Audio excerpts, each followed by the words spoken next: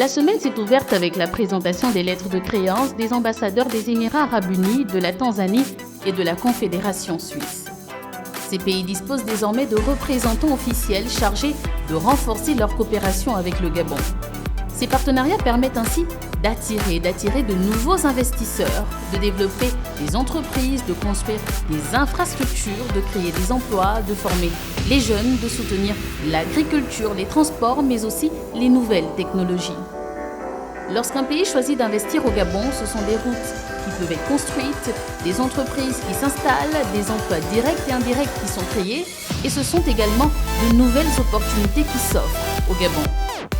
Quelques heures plus tard, le président de la République recevait les résultats provisoires du recensement général de la population et des logements. Un outil indispensable pour mieux répartir les investissements publics.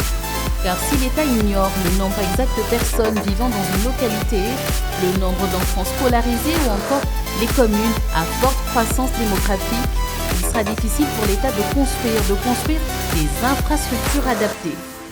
Aussi, grâce à ce recensement, le gouvernement pourra mieux décider où construire, par exemple, les écoles, les structures sanitaires, les logements sociaux, les infrastructures routières, les réseaux d'eau potable ou d'électricité.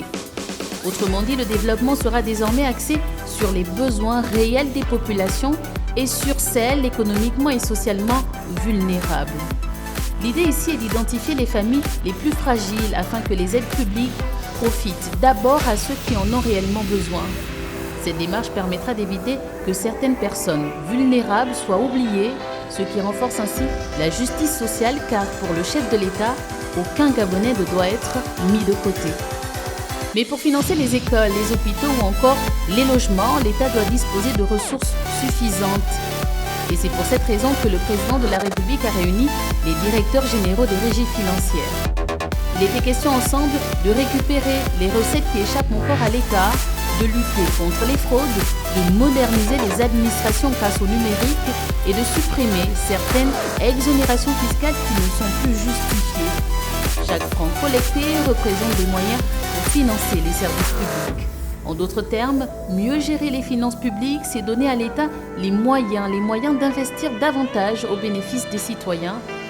Et pour que ces objectifs produisent des résultats palpables, le chef de l'État a décidé que cette évaluation des performances financières se tiendra désormais chaque mois. La semaine a également été marquée par une importante activité diplomatique autour du différend frontalier entre le Gabon et la Guinée équatoriale. En recevant l'ambassadeur Albert Shinjiro, envoyé spécial du président de la Commission de l'Union africaine, le chef de l'État a réaffirmé son choix du dialogue et du règlement pacifique du différend qui oppose le Gabon à la Guinée équatoriale. Car la préservation de la paix est une nécessité.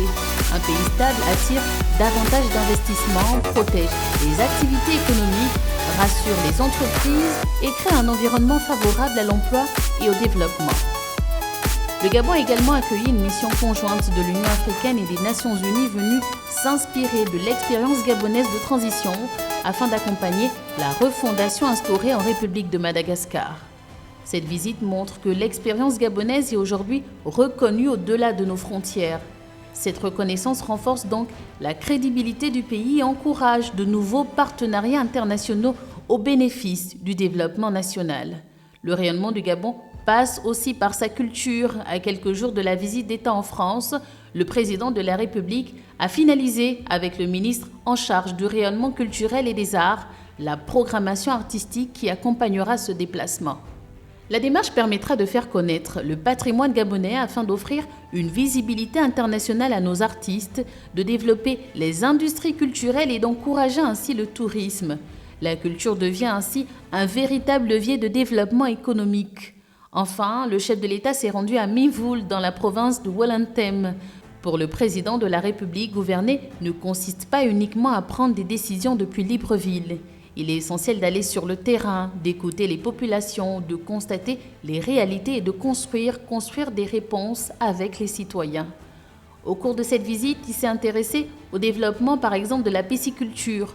Produire davantage de poissons au Gabon, c'est réduire notre dépendance aux importations, rendre certains produits plus accessibles, créer des emplois dans les provinces, soutenir les producteurs locaux et renforcer la sécurité alimentaire.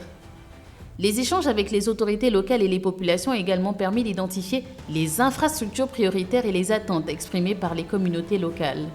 Toutes ces actions menées cette semaine par le président de la République répondent à une logique commune: attirer des investissements, mieux connaître les besoins des populations, protéger les plus vulnérables, renforcer les finances publiques, préserver la paix, développer la culture et soutenir la production nationale.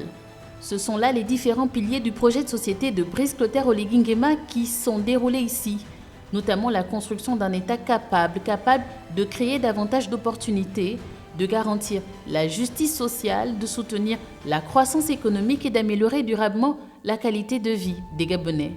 C'est cette vision qui continue de guider l'action du chef de l'État, faire en sorte que chaque décision prise au sommet de l'État produise des effets concrets dans la vie de chaque Gabonais et de Gabonaise.